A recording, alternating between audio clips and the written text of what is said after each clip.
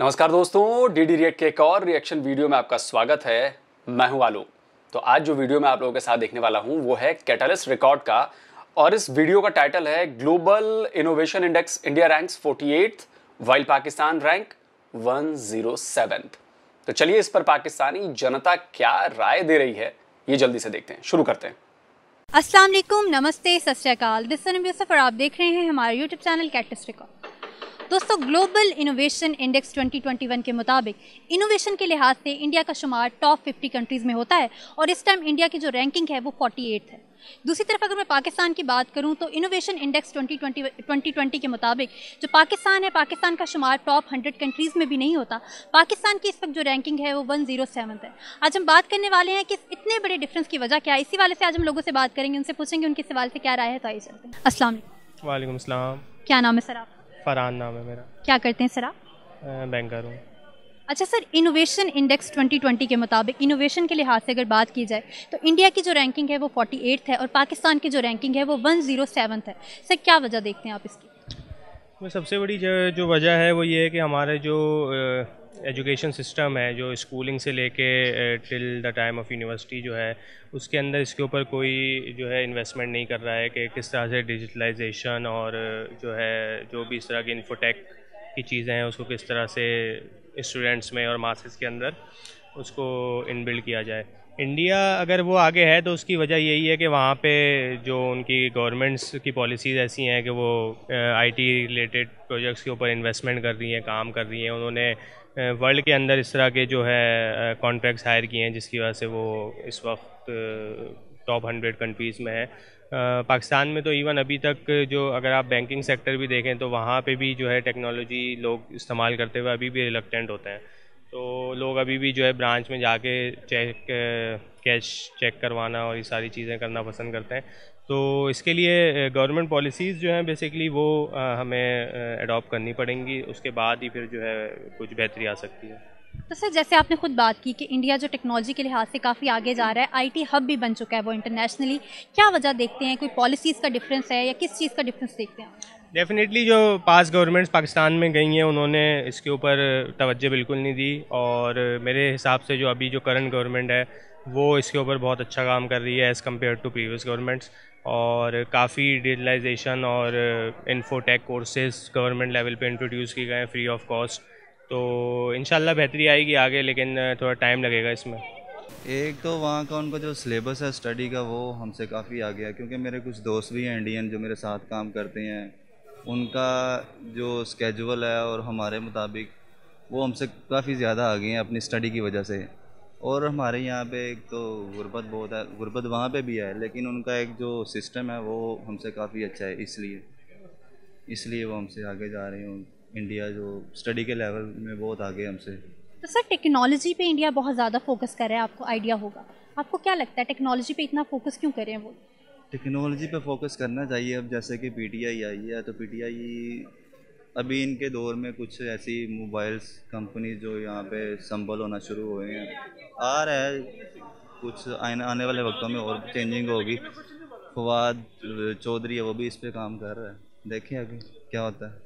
तो सर आपने जैसे बात की कि अभी तक हमारे पास ऐसा कोई निज़ाम स्टार्ट नहीं हुआ, इन्वेस्टमेंट्स भी नहीं आती टेक्नोलॉजी के लिहाज से पाकिस्तान में, पॉलिसीज़ का कितना हाथ देखते हैं आप? पॉलिसीज़ ये है कि आपके यहाँ पे लाइट ही पूरी नहीं होती। जो आपकी पहले यहाँ पे इंडस्ट्री लगी हुई थी वो भी उठा के बांग्लादेश में चलेगी। है बांग्लादेश हमसे कितना पीछे था, अब उनकी करेंसी यानी ये 1 रियाल उनका अब 27 रुपीस बनते हैं, ठीक है। बांग्लादेश के हमारे बनते हैं 42 43। ये भी तो देखे ना, वो हमसे ही आज़ाद हुआ है, तो वो हमसे कहाँ पहुँच गया, लेकिन हम फैसिलिटी नहीं। बस एक बात सही कही इन्होंने कि हमसे ही आज़ाद हुआ है। चंगुल में कब्जा करके रखा हुआ था ना इन लोगों ने, इसलिए आज़ाद हुआ वो। ये नहीं कहते कि हमसे बढ़ गया। ये अभी भी देखिए क्या कहते हैं कि हमसे आज़ाद हुआ है वो, यानी कि आपका उस पर कब्जा था ना, तब आज़ाद हुआ है। देते हम बस करप्शन में लगे हुए हैं, और क्या है। आपको नहीं लगता अगर हम इन्वेस्टर्स को फैसिलिटेट नहीं करेंगे तो इन फ्यूचर भी इन्वेस्टमेंट्स नहीं आएंगे? बस ये दुआ ही कर सकते हैं कि अल्लाह ताला जो भी हमारे सियासतदान हैं इनको हदायत दे, वो एक अपना एक सिस्टम बनाएं, बाहर से लोग आएँ यहाँ पे इन्वेस्टमेंट करें अपनी, फिर ही फ़र्क आ सकता है, अदरवाइज़ वैसे तो नहीं आएगा यहाँ पे। आज हम बात कर रहे थे इनोवेशन इंडेक्स 2020 की रिपोर्ट के मुताबिक, जिसके मुताबिक इंडिया ने इनोवेशन के लिहाज से अपनी रैंकिंग को इम्प्रूव किया है और टॉप 50 कंट्रीज़ में आ गया। इस वक्त इंडिया की जो रैंकिंग है वो 48 है। दूसरी तरफ अगर मैं पाकिस्तान की बात करूँ तो पाकिस्तान की जो रैंकिंग है इस हवाले से कम हुई है। पाकिस्तान अब 107 नंबर पर है। इस हवाले से आज हमने लोगों से बात की, लोगों का ओपिनियन लेने की कोशिश की। लोगों का कहना था कि इनोवेशन के लिहाज से जो इंडिया है वो काफ़ी ज़्यादा काम कर रहा है। इसकी बड़ी वजह यह है, एक तो उनकी पॉलिसीज़ हैं, जो उनकी एजुकेशन की पॉलिसीज़ हैं, उनकी IT की पॉलिसीज़ हैं, वो काफ़ी ज़्यादा स्ट्रॉन्ग है और वो इन सब चीज़ों पे फोकस करते हैं। दूसरी तरफ पाकिस्तान की बात की जाए तो हमारी पॉलिसीज़ का एक बहुत बड़ा इशू नज़र आता है। दूसरी तरफ हमारे मसाइल कुछ और हैं जो जिनके ऊपर हम ज़्यादा फोकस करते हैं और टेक्नोलॉजी, IT इस तरह की जो फील्ड्स हैं उनके ऊपर हम ज़्यादा फोकस नहीं कर पाते। फॉरेन पॉलिसीज़ का एक बहुत बड़ा फैक्टर वो समझते हैं कि वो भी बहुत ज़्यादा इंपॉर्टेंट है। यही वजह है कि इंडिया को IT हब करार दिया जाता है, क्योंकि वो बड़ी बड़ी इन्वेस्टमेंट लेकर आ पाता है अपनी कंट्री के अंदर अपनी फॉरेन पॉलिसी की वजह से, जबकि फॉरेन अफेयर्स के हवाले से अभी हमें काम करने की ज़रूरत। देखिए, ये कहना कि उनकी फॉरेन पॉलिसी की वजह से इन्वेस्टमेंट्स आती हैं, ये पूरी तरह सही नहीं है।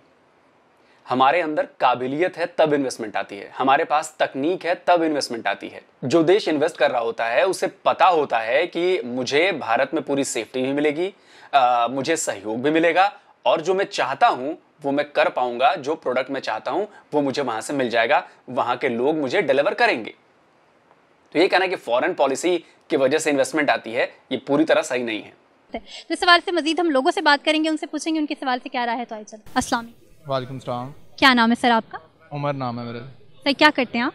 मैं जी ये ज़मीन.com में एज अ प्रोजेक्ट मैनेजर हूँ। अच्छा सर, ग्लोबल इनोवेशन इंडेक्स 2020 के मुताबिक जो इंडिया है इनोवेशन के लिहाज से उसका जो रैंक है वो 48 है, यानी टॉप 50 कंट्रीज़ के अंदर आता है। एक बड़ा अच्छा रैंक है, कैसा देखते हैं आप? इसमें ये है कि इसमें कुछ अगर देखा जाए ना, आप इंडिया की बात कर रही हैं, चाइना की बात कर रही हैं, तो वो जो गवर्नमेंट की जो फर्स्ट प्रायोरिटी थी वो थी टेक्नोलॉजी को प्रमोट करना। लेकिन अनफॉर्चुनेटली हमारी जो गवर्नमेंट थी इनकी फर्स्ट प्रायोरिटी कुछ और थी।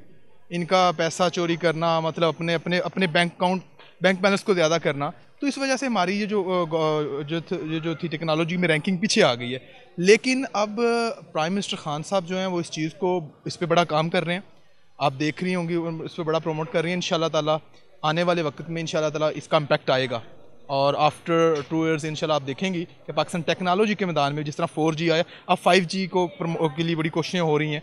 मैं भी एक बयान पढ़ रहा था मिनिस्टर का, आई थिंक इंफॉर्मेशन टेक्नोलॉजी का मिनिस्टर का, वो कह रहे थे इंशाल्लाह 2023 के अंदर स्टार्ट पे हम इंशाल्लाह 5G पाकिस्तान के अंदर ले आएंगे। तो इस तरह और भी बड़ी, अब देखिए मोबाइल फ़ोन जो है पाकिस्तान में पहले कभी नहीं बने थे, मोबाइल फ़ोन पाकिस्तान में मैन्युफैक्चर होना शुरू हो गए हैं। गाड़ियों की बात करो, गाड़ियाँ मैन्युफैक्चर होना शुरू हो गए। तो इस तरह पहले मैं यही मेन पॉइंट था कि पहले आपकी प्रायोरिटी नहीं थी। जो मेन चीज़ है इंडिया किस चीज़ में प्रायोरिटी थी, चाइना देखें कहाँ से कहाँ चला गया। लेकिन जो खान साहब है वो माइंड का सच्चा है, वो इस चीज़ पे मेहनत कर रहा है, वो मुल्क को आगे लेके जाना चाह रहा है। यही मेन जो आपका स्टेप होते हैं। तो इंशाल्लाह ताला उम्मीद है कि ये इसका इम्पैक्ट आएगा इंशाल्लाह ताला, मुझे 100% इस पर उम्मीद है। अच्छा सर, इनोवेशन इंडेक्स 2020 के मुताबिक इनोवेशन के लिहाज से अगर मैं बात करूं तो जो इंडिया है उसकी रैंकिंग है 48 और पाकिस्तान की रैंकिंग है 107। इस डिफरेंस की क्या वजह देखते हैं? डिफरेंस मैम, इसमें एक्चुअली बहुत सारे फैक्टर्स इन्वॉल्व हो जाते हैं। फर्स्ट ऑफ ऑल तो बात करूँगा जो हमारे एजुकेशनल इंस्टीट्यूशंस हैं, स्पेशली प्राइवेट, वो एक रेस में लगे हुए हैं। बस एक कंपेन चला दी जाती है कि बच्चे को एडमिशन का ये इनिशियली आपको बच्चे को लेके चलना चाहिए, इसमें इंट्रोडक्शन देना चाहिए कि IT क्या है। कंप्यूटर का सब्जेक्ट पढ़ाया तो जाता है लेकिन उससे रिलेटेड प्रैक्टिकली कुछ नहीं करवाया जाता बच्चों को। जो मोस्टली मेरे ख्याल से 70 to 80% जो मैंने नोट किया, जो मेरी प्रेडिक्शन वो यही है कि इसमें एजुकेशन इंस्टीट्यूशन को इंटरेस्ट लेना चाहिए जो बेसिक से स्टार्ट करें बच्चों को, ताकि सिर्फ उनको कंप्यूटर का सब्जेक्ट रटवाएं ना, पढ़ाएं ना, प्रैक्टिकली लेके चलें कंप्यूटर। देखिए, एक चीज़ मैं यहाँ पे ऐड करना चाहूँगा कि ऐसा नहीं है कि सिर्फ कंप्यूटर की पढ़ाई शुरू हो जाए स्कूलों में तो वहाँ से बच्चे बहुत सीख लेंगे और ऐसा कर लेंगे, ऐसा नहीं है। एक बहुत बड़ा इसमें जो इम्पैक्ट है ना वो घर के माहौल का है। अब मैं अपना एग्जांपल देता हूँ। मेरा एक बेटा है छोटा वाला, 1.25 साल का है, और ही नोज कि स्मार्टफोन में ऑन कैसे करते हैं, वो जानता है कि किसी का फ़ोन आ रहा है तो रिसीव कैसे करते हैं, वो जानता है कि कोई सामने नंबर दिख रहा है उसको कॉल कर दो तो कॉल पहुंच जाती है, वो जानता है। वो तो अब चुपके से पता नहीं कैसे उसको एक कोई गेम का मिल गया, वो उसको पता है, वो 1.25 साल का है और वो जाके वो गेम खोल लेता है फ़ोन पे और चालू हो जाता है खेलना। उसको खेलना नहीं आता लेकिन फिर भी वो आवाज़ आती है, वो tap tap tap tap tap tap करता रहता है। तो एक माहौल का भी बहुत बड़ा असर पड़ता है। और अगर घर से ही माहौल मिलने लगता है, जो अक्सर हमारे यहाँ ऐसा है, जो भी नई चीज़ आती है तो घर में वो माहौल मिलता है बच्चों को, और बच्चे उससे, उनमें झिझक खत्म होने लगती है। घर में अगर वो कंप्यूटर देखता है, घर में अगर वो 5G वाले मोबाइल देखता है, स्मार्टफोन्स देखता है, वो जब स्कूल जाता है वहाँ पे कंप्यूटर को ऑपरेट करता है तो उसको पता है कि ये चीज़ क्या है, कीबोर्ड है तो उससे कैसे काम करना है, माउस है तो उससे कैसे काम करना है, क्योंकि ऑलरेडी वो घर में देख चुका है, घर में वो ट्राई करता रहता है। तो आप इसे समझिए कि माहौल की भी बहुत ज़रूरत है। सिर्फ स्कूलों में, कॉलेजेस में ऐसा करने से और ज़बरदस्ती सिखाने से ऐसा कुछ नहीं होता। की बुक्स छोड़ दें और प्रैक्टिकली लेकर चलें। और दूसरा, गवर्नमेंट ऑफ पाकिस्तान इसके लिए अपॉर्चुनिटी पैदा करे। अब कुछ इदारे हैं वो महंगे इतने हैं कि आम गरीब पर जो आदमी है वो उस लेवल तक पहुंच नहीं सकता, और जो अमीर लोग हैं वीज़ा लगवाते हैं, बाहर से जाकर सीख लेते हैं।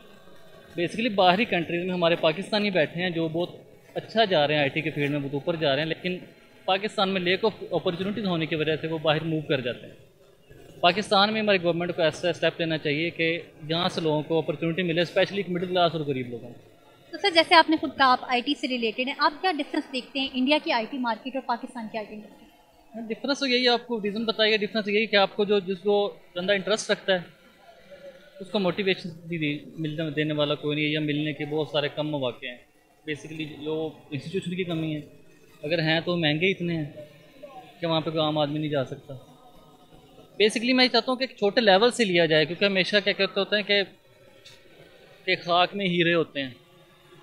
जिनको इंटरेस्ट होता है उनको भी उजागर करना चाहिए, जो गरीब लोग स्पेशली होते हैं। एक इंस्टीट्यूशन लेवल से स्टार्ट होकर गवर्नमेंट लेवल तक दोनों चीज़ों को इसमें इंटरेस्ट लेना पड़ेगा। तो हमने बात की लोगों से, लोगों की राय से आपको आगाह किया, तो होप्स आपको हमारी आज की वीडियो पसंद आई होगी। फॉर मोर, देखिए दोस्तों, वीडियो तो हो गया है ख़त्म, लेकिन इस वीडियो को देखने के बाद मुझे बहुत सारी चीज़ें समझ में आई हैं कि जो पहली बड़ी दिक्कत है पाकिस्तान की वो है वहाँ की एजुकेशन। जब तक वहाँ पे एजुकेशन का लेवल ठीक नहीं होगा, यानी कि बिल्कुल प्री प्राइमरी से, आप प्राइमरी भी छोड़ दें, प्री प्राइमरी जो है वहां से आपको शुरुआत करनी पड़ेगी। और अब से शुरुआत करेंगे तो हो सकता है कि आने वाले 30-40 साल में जाके स्टैंडर्ड थोड़ा अप हो। तो फिलहाल तो ये पाकिस्तान में होता हुआ दिखता नहीं है। दूसरी जो सबसे अहम बात मैंने समझी कि वहाँ की सरकारों में नीयत की बहुत कमी थी। अब ये भाई लोग कह रहे हैं कि इमरान खान ऐसा कर रहे हैं, तो मुझे उम्मीद है कि अगर इमरान खान कर रहे हैं तो वो बहुत अच्छा कर रहे हैं, अगर अपने देश के लिए कर रहे हैं तो। और ज़माना जो है वो इंफॉर्मेशन टेक्नोलॉजी का है, तकनीक का है, लेकिन अभी भी ये गैप पाकिस्तान में इतना ज़्यादा है कि इस गैप को भरने में, और जब तक ये गैप भरेंगे तब तक दुनिया कहीं और आगे जा चुकी होगी, तो इसको फिल करना करीब करीब नामुमकिन दिख रहा है मुझे। नामुमकिन मतलब सारा जोर सरकार लगा दे तब भी नामुमकिन है। अब दिक्कत यह है कि सरकार की नीयत कैसी है, और सरकार की नीयत जो है वो कौन डिसाइड करता है? वो डिसाइड करती है वहां की फौज। तो जब तक फौज का कंट्रोल वहां की सत्ता पर रहेगा, पाकिस्तान के लिए ग्रो करना बहुत मुश्किल है। जैसे ही आप सिविलियन सरकार को लाओगे, उसके पास फुल पावर होगी, उसके फैसले लेने की उसके पास ताकत होगी, वो खुद फैसले लेगा, वो जनता के लिए काम करेगा, तभी जाकर ये मुमकिन है पाकिस्तान के लिए आगे बढ़ना। और भारत को जो ये दुश्मन मान के चलते हैं, तो मेरे भाई भारत की दुश्मनी आप, मैं कह रहा हूं 50-60 साल के लिए भूल जाओ और अपने देश के लिए काम करो। भारत की तरफ से मैं ये आपको दावे के साथ कहता हूं कि भारत ने पहले कभी हमला किया नहीं पाकिस्तान पे, और वो कभी हमला नहीं करेगा अगर आप उंगलबाजी नहीं करोगे। तो आप अपनी पॉलिसी बनाओ कि भाई, आपने देखा ना 74 साल हो गए, भारत ने कभी हमला नहीं किया। और ये मैं नहीं कह रहा, ये आपके जनरल, आपके ISI के लोग, आपके एयरफोर्स के लोग कहते हैं, हमने कभी हमला नहीं किया। हर बार आपने हमला किया। तो मैं कहता हूं कि 50-60 साल के लिए आप ये सोचो। देखिए, नीयत का फर्क है, अगर नीयत है तब, लेकिन ऐसा कौन सोचेगा? ऐसा सिविलियन सरकार सोचेगी। फौज द्वारा कंट्रोल सरकार ये बातें कभी नहीं सोचेगी, और वो कभी नहीं चाहेगी कि सिविलियन सरकार हावी हो, क्योंकि फौज का सारा पैसा, वहां के जनरलों की जेब में जा रहा सारा पैसा सब खत्म हो जाएगा जैसे सिविलियन सरकार की ताकत बढ़ जाएगी। तो अब देखिए क्या होता है पाकिस्तान में, बड़ा मुश्किल है। और रही बात इनोवेशन की, तो इनोवेशन के बारे में बता दूं कि भारत में आज से इनोवेशन नहीं हो रही है। भारत में आज से हज़ारों साल पहले से इनोवेशन है। आपको शायद नहीं पता, जिनको नहीं पता मैं उनको बता दूं। ज़ीरो का आविष्कार हमने किया, पाई की जो वैल्यू है 3.171 वो हमने दी, आर्यभट्ट ने। और रामानुजम जैसे महान गणितज्ञ, महान मैथमेटिशियन भारत की देन है। साइंस के क्षेत्र में पहली बार प्लास्टिक सर्जरी आज से सैकड़ों साल पहले हमारे इंडिया में हुई। फ्लश टॉयलेट हमारे यहाँ ईजाद हुआ। जो शर्ट के बटन हैं वो हमारे यहाँ ईजाद हुए। शतरंज हमारे यहाँ ईजाद हुई। आप समझ रहे हैं, इनोवेशंस तो मतलब हमारी रग रग में बसा है। हाँ, चीन की तरह हम कॉपी कैट नहीं है, कॉपी नहीं करते, हम अपना बनाते हैं। भले उसमें देर लगे, लेकिन इनोवेशन में हम बहुत ज़्यादा आगे हैं और शुरू से आगे हैं। आप लोगों को शायद नहीं पता, लेकिन हिंदू धर्म में 9 ग्रहों की पूजा की जाती है, 9 ग्रह शांति की पूजा की जाती है। तो 9 ग्रह तो अब मॉडर्न साइंस में ढूंढे गए हैं। हमारे यहाँ हजारों साल पुराने जो वेद लिखे हुए हैं उसमें 9 ग्रहों की बात की गई है। आप समझ रहे हो, 9 प्लैनेट्स। तो आप सोचिए कि इनोवेशन कहां पे थी। जो रूलर है, जो जिससे आप नापते हैं चीजें, स्केल जिसे कहते हैं, वो भारत में इनोवेट किया गया था। और मेरे पास ऐसी सैकड़ों चीजों की लिस्ट है, वो शैम्पू हो, वो यूएसबी हो, आप समझ रहे हो। तो आज का नहीं है, वो अपने अपने कल्चर की बात है। और हमारे डीएनए में, हमारे कल्चर में इनोवेशन, दुनिया के साथ कदम से बढ़ाकर चलना। हम रूढ़िवादी नहीं हैं। अगर हमारे पुराने रूढ़िवादी परंपराओं में अगर जो चीजें गलत हैं, हमने उसको बदला है, हमने उसको बदल दिया है, हमने वक्त के साथ उसे हटा दिया कि बॉस अब ये किसी काम का नहीं है, इसलिए इसको हटाओ, ये जो नई चीज आ रही है इसको अडॉप्ट करो। और तभी हम बहुत आगे बढ़ रहे हैं। तभी हमसे पहले आपका सुपार्को बना स्पेस एजेंसी, और इसरो बाद में बना, लेकिन वो आपसे सैकड़ों लाइट ईयर्स दूर हो चुका है। समझ रहे हैं आप, पकड़ना भी चाहे लाइट की स्पीड से तो नहीं पकड़ पाएंगे। तो ये सब हमारे कल्चर का हिस्सा है, ये सब हमारी प्रगतिवादी सोच का असर है, उसी का नतीजा है। और हम ऐसे ही हैं। तो जल्दी हाजिर होता हूं एक और नए वीडियो के साथ। नमस्कार, जय हिंद।